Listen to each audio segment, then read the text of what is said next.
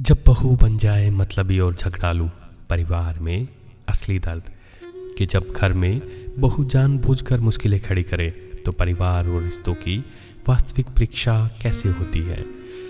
हर परिवार में बहू का प्यार और समझ मायने रखता है, लेकिन जब बहू जानबूझकर दूरी और नाराज़गी पैदा करे तो यह सिर्फ रिश्तों को नहीं, घर की खुशियों को भी तोड़ देता है।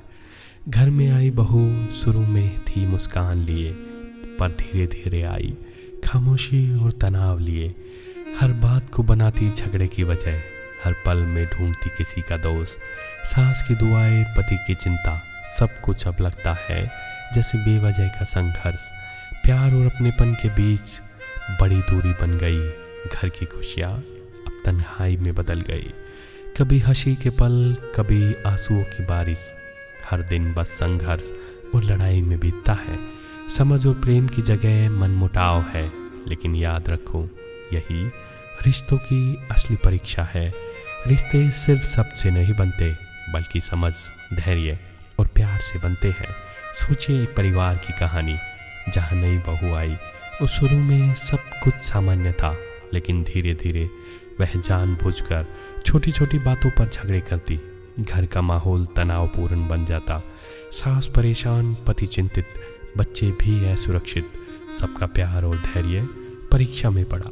लेकिन समय के साथ परिवार ने समझा, प्यार और धैर्य से ही ऐसे रिश्तों को बचाया जा सकता है।